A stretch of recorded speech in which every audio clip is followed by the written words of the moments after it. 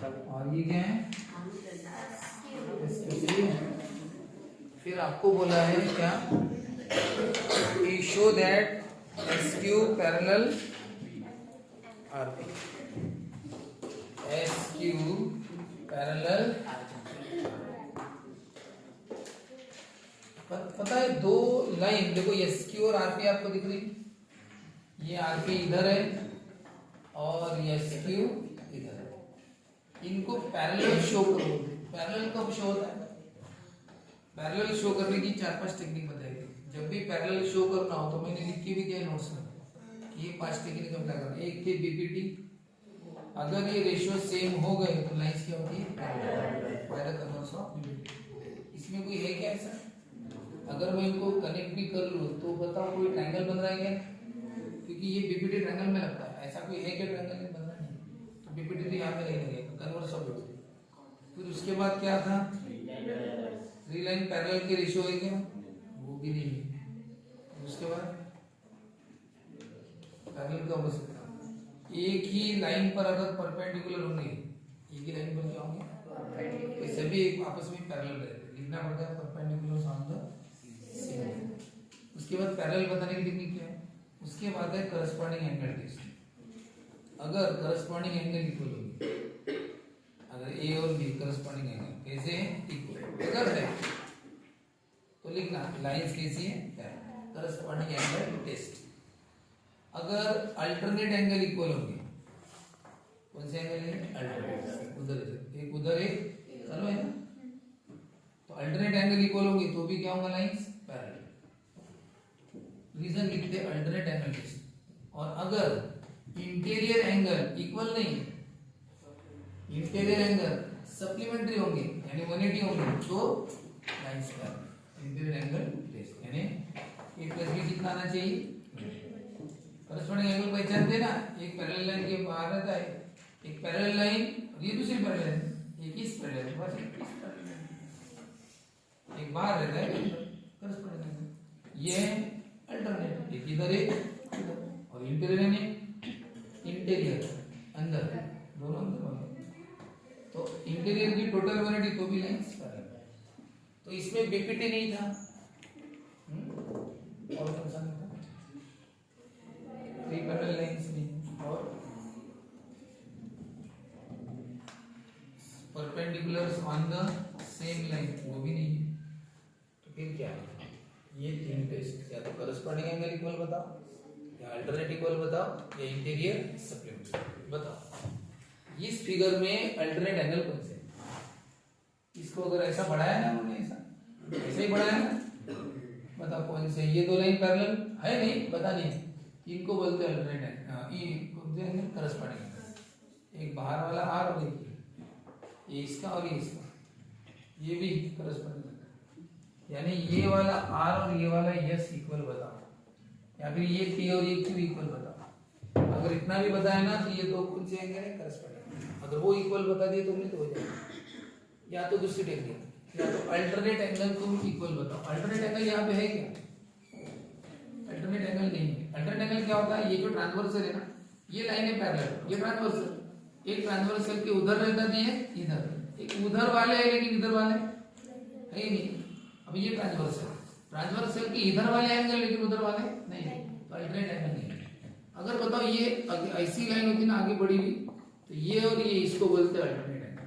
ये वाला एक ट्रांसवर्सल के इधर है और ट्रांसवर्सल के दूसरा उधर, एक इधर दूसरा उधर, उसको बोलते हैं अल्टरनेट। लेकिन वहां पे बाहर वाले कोई एंगल है ही नहीं, अल्टरनेट एंगल है ही नहीं। अब रहा सवाल कौन सा लास्ट में, इंटीरियर।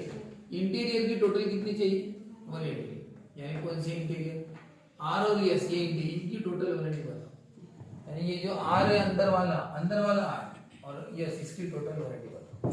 अगर इनकी टोटल 180 आ गई तो भी इंटीरियर एंगल, या फिर पी और क्यू ये इंटीरियर एंगल दोनों अंदर वाले हैं, तो इनकी टोटल कितनी बताओ, 180, तो भी हो जाएगा।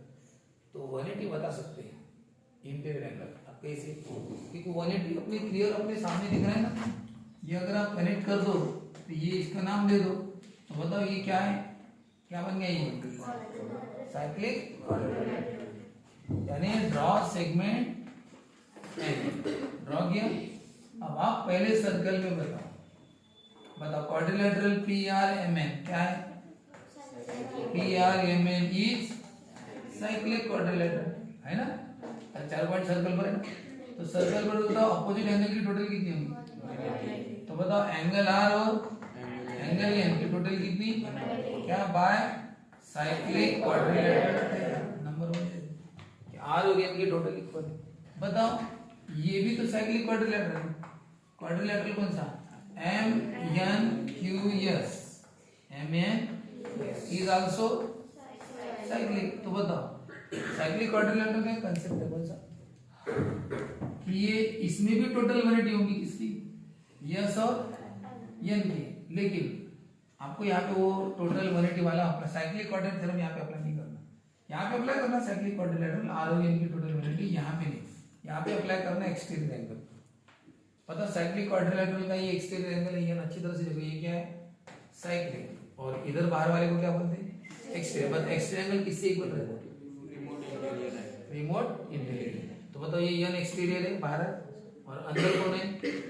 यस। और ये एन कहाँ पे? बाहर। तो बताओ by exterior angle theorem of cyclic quadrilateral angle N. अब एंगल एन इधर का नाम लिखना पड़ेगा। Angle N equal to angle क्या है? Yes by exterior angle theorem. अब आप बताओ ये वाली वैल्यू आप यहाँ पे लिखोगे ना? बताओ आर प्लस एन कितना था? कहाँ से लिखा आपने? बताओ एन की जगह क्या लिखो? यस। एन की जगह यस लिख सकते हैं? नहीं लिख सकते। एन और यस इक्वल है ना? एन की जगह क्या लिख दिया? यस। ये जैसा है वैसा, बस एन की जगह यस लिखा। फ्रॉम बताओ इन दोनों की टोटल वैल्यू क्या है? आर और यस। बताओ आर और यस कौन सी एंगल है? इंटीरियर है। और ये ट्रांसवर्सल है ना? ये लाइन है दोनों और ये ट्रांसवर्सल, दोनों को काटने वाली।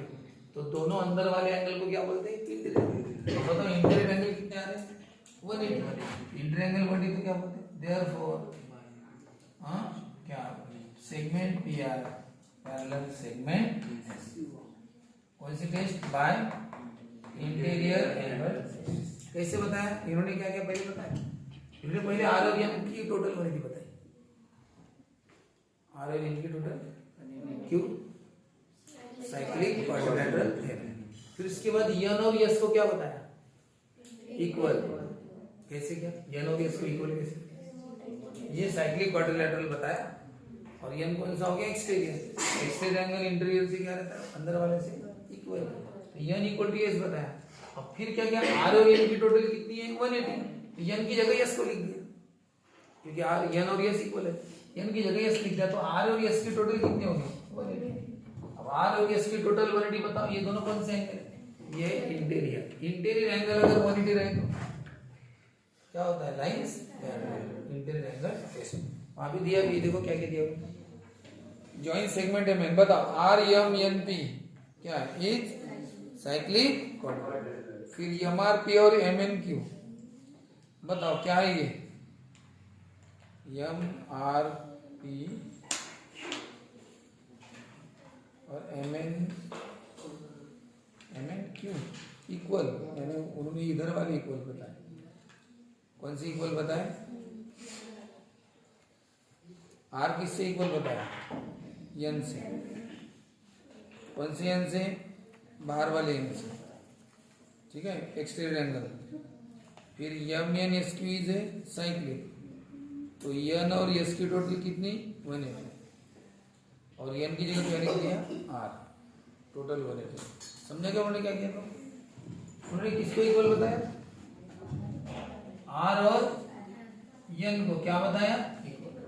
उन्होंने ऐसे किया, उन्होंने आर और एन को इक्वल बताया। वही एक्सटीरियर एंगल। यहाँ पे कंसेप्ट बदल गया। आर और एन इक्वल। कौन सा? ये साइक्लिक है ना? आर अंदर और एन बाहर है। तो कौन सा? आर और एन क्या होते हैं? इक्वल। कौन सा? Bye exterior angle of cyclic. फिर एन और एस की टोटल कितनी बताई? एन और एस की टोटल 180, क्योंकि ये क्या है? Cyclic quadrilateral theorem. फिर उन्होंने एन की जगह किसको लिखा? एन और आर। एन की जगह क्या लिखा? आर। मतलब आर और एस की टोटल कितनी होगी? वैसे बता। अपना भी वही देखो R A race to total आई उन्होंने इनको इक्वल बताया एक्स एंगल, बाद में एन और एस की टोटल 180 साइक्लिक क्वाड्रेंट में एन की जगह किसको लिखा आर को लिखा, तो आर और एस की टोटल 180, तो फिर उसके बाद वो सेम टेस्ट लिखना है कि इंटीरियर एंगल थ्योरम, ठीक है, इंटीरियर एंगल टेस्ट इनको पैरेलल लिखना है। सब कंसेप्ट याद चाहिए जितने भी है वो, नहीं तो फिर आपको याद कैसे लिखना है कौन सा है, और ये लिख लेना वही से कौन सा 5वां नंबर बोल रहे थे और कौन सा बोल रहे थे, हाँ नहीं ठीक है, तो सर्कल का और कुछ पूछना है, अगला वाला एडिशनल नहीं, पहले ये तो ले लेते हैं का third question, find the point on x axis, x axis का पॉइंट बता जो ए और बी से इक्वल डिस्टेंस पर, यानी वो ए से और बी से कैसा डिस्टेंस है इक्वल, जितना ए से दूर है उतना ही बी से दूर, वो पॉइंट का नाम हम सी ले लेते हैं। तो बताओ इसके कोऑर्डिनेट क्या होंगे, पॉइंट कौन से एक्सिस पर है, इसका क्या y कोऑर्डिनेट क्या होता है और x का नहीं पता, अरे x को नहीं ना, लेकिन कहाँ पे थोड़ी पता, इसलिए आप तो x से लिखोगे और y का क्या लोगे, ये बात याद रखना, आपको याद है ना, अभी x एक्सिस और ये कौन सा एक्सिस है y, अगर पॉइंट यहाँ पे है तो आप बोलोगे 1,0, अगर पॉइंट इधर है तो आप क्या बोलोगे 3,0, अगर इधर है -3 तो यहाँ पे क्या बोलोगे -3, एक्स एक्सिस पर है तो y कोऑर्डिनेट 0 आता है, लेकिन x तो फिर वहां पे आएगा ना, जो जहां पे होगा 3 पर है तो 3, 1 पर है तो 1, -3 पर, अब यहाँ पे x एक्सिस पर है बोला, लेकिन एग्जैक्ट 3 पर है, 1 पर है, 2 पर है, -1 पर है, वो तो बताया नहीं, इसलिए x कोऑर्डिनेट हमें गारंटी से पता नहीं है, तो क्या लिख देंगे, सिर्फ x लिखेंगे, क्या लिखेंगे x, और y कोऑर्डिनेट कितना है 0, वो तो पक्का पता है, इसका y कितना आता है, x नहीं पता, वो तो एग्जैक्ट अभी नहीं पता कितना है, इसलिए x लिखना है, तो वहां पे लिखना पड़ेगा let C be the point, suppose वो वहीं से आंसर वहां से लेंगे, let C be the point, C एक ऐसा पॉइंट है जो ए और बी से कैसा है इक्वल डिस्टेंस, और उसके कोऑर्डिनेट क्या लिखें बताओ, since point C is on x axis therefore y coordinate is 0, let suppose c point की कोऑर्डिनेट क्या लेंगे x, x कोऑर्डिनेट x जो पता नहीं हमें कौन सा है, तो और y कोऑर्डिनेट गारंटी से पता है कितना 0, अब बताओ उन्होंने दिया क्या है, बाय द गिवन कंडीशन उन्होंने दिया है कि वो पॉइंट a से और b से इक्वल डिस्टेंस पर है, यानी जितना a से दूर है c है उतना ही क्या है c भी है, और अगर अब लिखना बाय डिस्टेंस, ये उन्होंने बताओ सी ए कितना था और चलो बताओ डिस्टेंस फॉर्मूला सी ए का क्या होगा, याद करो x, इसको चेंज करने के लिए जाना -3 तो क्या रहेगा, अरे -3 है तो होल स्क्वायर, बताओ y कौन है 0 और +4 है तो इधर बताओ x +1 की जगह और ये 0 और -4 की जगह कितना आता है, x + 3 का स्क्वायर सॉल्व करना पड़ेगा, स्क्वायर कैंसिल होंगे क्या, हाँ नहीं होंगे, क्यों, ये प्लस है, ये प्लस नहीं, ये वाला बाहर वाला प्लस है इसलिए कैंसिल नहीं होगा, बताओ ये भी स्क्वायर है ना, x का भी स्क्वायर और इसका भी स्क्वायर और ये होगा 0 - 4 बराबर है, ऐसा करते हैं, ऐसा सिर्फ कौन सी देश में करते हैं, Pakistan, shortcut a + b whole square, a² + 2ab + इधर बताओ बोलो क्या होगा, a² - 2ab + b² और ये 0 + 4 क्या होगा,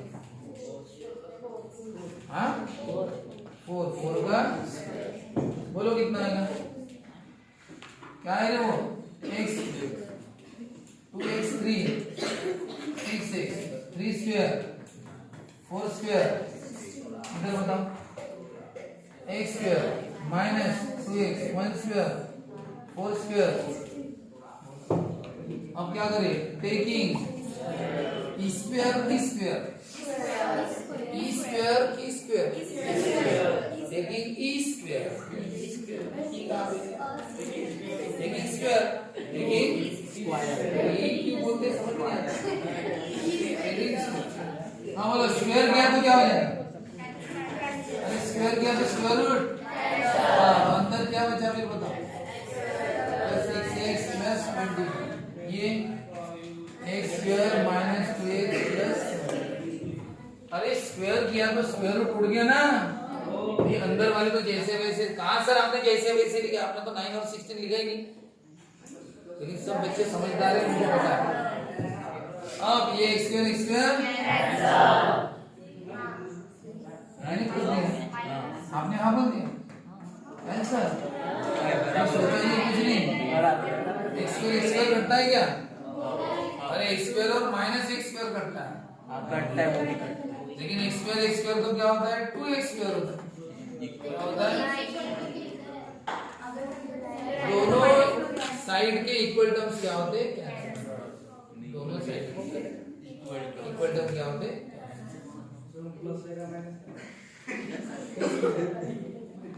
अगर ये माइनस एक्स स्क्वायर रहे तो भी क्या होंगे, और दोनों प्लस एक्स, तो हाँ, लेकिन अगर ये प्लस एक्स स्क्वायर और ये माइनस, अब कैंसर, क्योंकि ये पॉजिटिव एक नहीं सर, ऐसे ही तो कैंसर होते हैं, मैंने क्या बताया, दोनों साइड के इक्वल टर्म कैंसर, क्यों कैंसर, चलो उसको इधर लाओ, कर, ये कौन है, कौन है, लाओ बोलो उसको इधर, प्लस एक्स स्क्वायर का क्या हो, बताओ कटेगी, plus x square minus x square क्या होता है, इसीलिए जब वो उधर है तो बस हम काट रहे हैं, दोनों साइड की इक्वल टर्म कैंसिल, बताओ ये एक्स स्क्वायर और ये माइनस एक्स स्क्वायर, अब काटना क्या नहीं, क्यों नहीं, क्योंकि अगर हमने उसको इधर लाया तो माइनस का क्या होगा प्लस, अब ये कटते नहीं, ये तो क्या हो जाएगा 2x, इसलिए दोनों साइड की इक्वल टर्म कैंसिल करते हैं, ठीक है, तो क्या बचा ये 6x प्लस 25 और ये, चलो x को इधर लाओ तो माइनस 2x का क्या होगा, चलो 25 को उधर ले जाओ प्लस 25 का, उसको नहीं, वो जैसा वैसे इस पे शिफ्ट कर, ये है कि नहीं, इस पे कितना हो गया 8x, और ये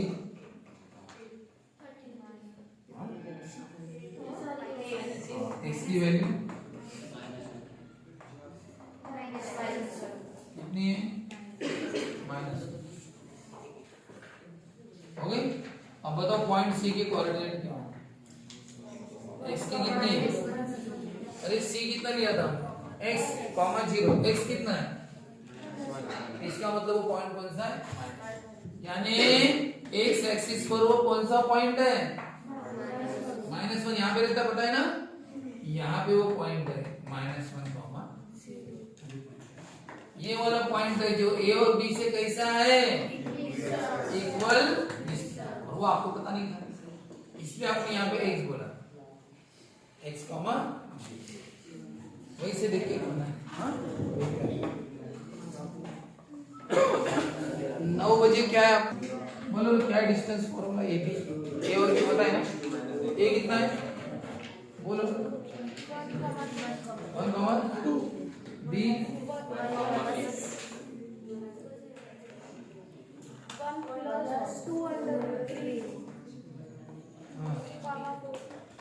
ऐसा, चलो शुरू करो, पहले ये भी नहीं करते, ओए शुरू, बोलो क्या करोगे, x माइनस एक्स होल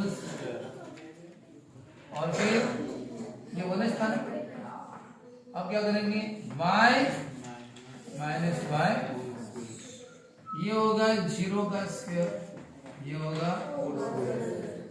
0 का स्क्वायर, जो 4 स्क्वायर क्या होता है 16 का स्क्वायर रूट, चलो निकालते हैं BC, बताओ x,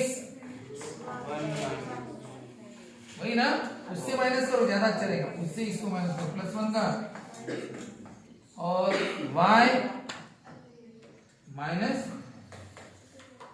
कितना, +1 -1, कौन बचा अंदर, उसका इधर 4 - x, चलो स्क्वायर करो, 2 का स्क्वायर, ये स्क्वायर स्क्वायर कैंसिल मत करना, बीच में प्लस माइनस तो करते नहीं है ना फैजल। देखो घर वालों के प्रेशर में आके बैचेस करना और खुद होके अपने मन से करना, दोनों में फर्क है। दोनों ही बात अच्छे से समझो। घर वालों का बहुत प्रेशर है कि शाम को आना पड़ता है कंपलसरी, सुबह आना है, हाँ, और ये रखने के लिए आप आ रहे हो, उनको तो सर समाधान, उनको खुशी होगी कि यहाँ बच्चे जा रहे हैं, शाम को भी आ रहे हैं, सुबह भी आ रहे हैं, लेकिन तुम्हारा मन कुछ भी नहीं, सिर्फ क्लास में बैठे तो कोई फायदा नहीं। और वो लोग पता है हम पर नाराज रहते हैं, वो लोग क्या बोलते पता है क्या, उन लोग, वो लोग है पेरेंट्स, कोई भी उनके लिए कि शब्द से भी ट्यूशन की बच्चे को डाल दे, कोई आउटपुट नहीं आया, बच्चे को ऐसे ही मारते, कोई ढंग नहीं है उस ट्यूशन। बच्चे लगे तो आपस में नहीं रहते, यानी स्टूडेंट टीचर के आपस में नहीं रहते, उनको लगता है कि हमें कम मिले तो भी हमारे कारण मिले, ट्यूशन का कोई दोष नहीं है, लेकिन पेरेंट्स नहीं रहते। ये बात याद रखना, ये इतने साल का मेरा एक्सपीरियंस है। पेरेंट्स लोग जब 10 लोगों से बात करते हैं ना तो क्या बोलते बताए क्या, शब्द से मिलने में कोई फायदा नहीं होगा, कोई ढंग की ट्यूशन नहीं, नामज पड़े बाकी कुछ नहीं, ज़्यादा बोलते बच्चों को लड़की को कोई परफॉर्म नहीं था, साल भर देखा है, वास्तविकता बता रहा हूँ।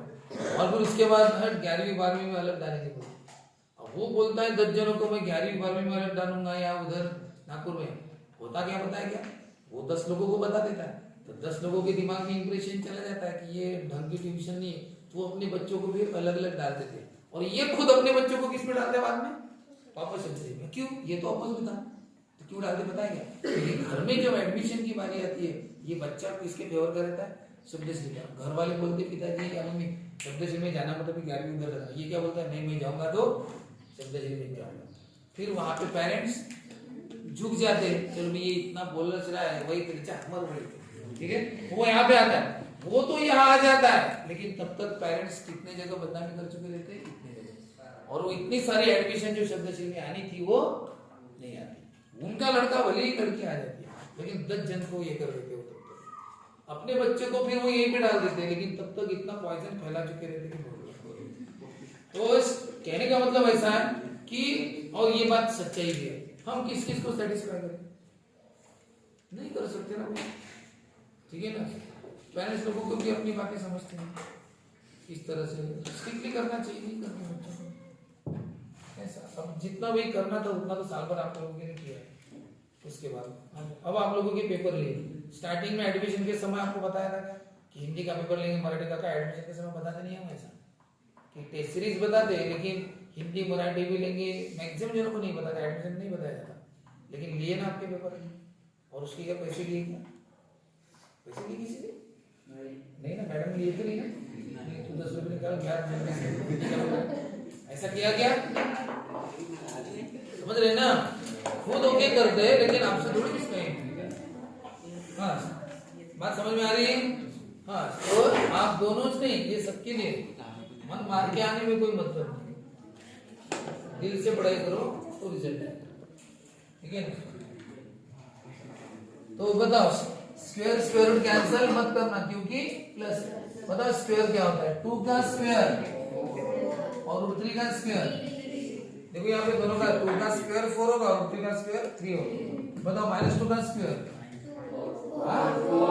हाँ 4 3 का 12 प्लस 4 16 का स्क्वायर रूट 4। चलो एसी निकालते, एसी में बैठे, बोलो x में से x, ये x है, बताओ किससे माइनस, इससे इसको माइनस करिए, इससे उसको, तो इसको तो इससे माइनस किया ना, इसमें दोनों की साइन क्या करने पड़ेंगे, चेंज, उससे उसको माइनस करो ना, साइन चेंज करना पड़ता है, जिसको माइनस करोगे उसका साइन चेंज, तो साइन चेंज इसका करना अच्छा रहेगा, तो इसको एज इट इज लिखो और इसका साइन चेंज करो, और बताओ फिर इसे एज इट इज लिखो, कौन है 4 और उसका साइन चेंज, बताओ अंदर के अंदर क्या होगा, कैंसिल, +1 क्या, ये 2 रूट 3 का, और ये 4 - 2 क्या होता है, बोलो क्या होता है, 2 स्क्वायर रूट 3 का स्क्वायर, 2 स्क्वायर 12 प्लस 4 16 का स्क्वायर रूट, तो क्या लिखोगे आप, तीनों साइड क्या है, सेम है ना, सेम 4 4 4, तो क्या इक्विलैटरल, और क्वेश्चन ये है कि ये पॉइंट्स एक क्वेश्चन है, जैसे 3 point A 1 2 B 2 -3 C 4 6 determine points are collinear. ये पॉइंट्स कोलिनियर है क्या? ये क्वेश्चन 5.1 में भी है और 5.3 में भी है। दोनों में टेक्निकल है। 5.1 में टेक्निकल डिस्टेंस फॉर्मूला है और 5.3 में क्या स्लोप है। तो सर कौन सी मेथड से करें? किसी भी मेथड से, ठीक है। स्लोप की टेक्निक क्या बोलती है? 5.1 की टेक्निक क्या बोलती है? डिस्टेंस फॉर्मूला दी, पहले आप डिस्टेंस निकालो, जैसे ऐसे निकाला, पहले ए बी निकालो, मान के चलो ए बी 7 है, बी सी निकालो, सपोज 2 है, और फिर क्या बचा? ए सी 4 है, मान के चलो। फिर क्या करना? दो छोटों की क्या करना है? एडिशन। कौन से दो छोटे? 2 + 4, और बताओ इक्वल टू तीसरा 7 आता है? हाँ, तो लिखना कि यानी आता नहीं करे, यानी कौन है? 4 यानी ए सी, और ये बी सी, और 7 कौन है? ए बी, यानी इन दोनों को टोटल करके तीसरा आता नहीं है, यानी वो कोलिनियर नहीं है। कोलिनियर में क्या होता है बताओ? दो की टोटल करके बड़ा बनता है, ए बी + बी सी क्या होता है? जो भी करोगे तो वैसा इसमें नहीं होगा। दो छोटों की एडिशन करके बड़ा वाला आना चाहिए, नहीं आता। और आया तो ठीक है, जैसे ये 6 है तो 4 + 2 = कितना है? 6, यानी ए बी + बी सी क्या हो रहा है? ए सी + बी सी क्या हो रहा है? A B. A C + B C क्या हो रहा है? यानी दो छोटे की एडिशन करके बड़ा आ रहा है। ये पहला कंसेप्ट 5.1 और 5.2 का क्या निकालो रे? स्लोप। ए बी का स्लोप निकालो। Slope of line A B कैसे निकालते हैं? y2 y - y और x -5y बनेगा कितना? y से y को x, और फिर स्लोप ऑफ क्या निकालना? bc। बताओ स्लोप ऑफ bc, बोलो क्या करोगे? bc 7 + 3, y से y को माइनस करना है, साइन चेंज करना। 7 - 3 क्या करो? +3, और ये 4 + 2 है तो y ऊपर और x नीचे, y का ऊपर और x का नीचे। 10/2 यानी कितना है? 5। अबे नहीं, इसका कितना है? -5, इसका कितना है? +5। स्लोप सेम है क्या? ये पैरेलल नहीं यानी कोलिनियर। और अगर सेम आता है, मान के चलो दोनों 5 आता है, फिर हम क्या लिखते हैं? हम लिखते हैं slope of A B = slope of B C, यानी A B and B C are parallel है, पैरेलल। लेकिन एक बात बताओ, इसमें कौन सा पॉइंट कॉमन है? B, but point B is common. इसका मतलब पैरेलल नहीं है, क्या है वो? एक बात बताओ, ए बी ऊपर और बी सी नीचे ऐसा हो सकता है? बी पॉइंट ऊपर है तो नीचे कैसे आए? ए बी है तो बी सी उसी से शुरू होगा ना, तो therefore point B is common लिख देना। Therefore A B and B C are collinear. क्या लिखना? A B and B C are, therefore points A B C are. एक बार आप स्टडी करके आओ पूरा, तो कोई भी मेथड तो अब ऐसा क्वेश्चन वही स्टूडेंट पूछ सकता है कि जो पूरे चैप्टर को देखता है कि कहाँ पे क्या क्वेश्चन है, कैसे सॉल्व करना। बहुत अच्छी बात है, तूने अच्छे से ये किया, स्टडी अच्छी करी, वेरी गुड। चलो ठीक है।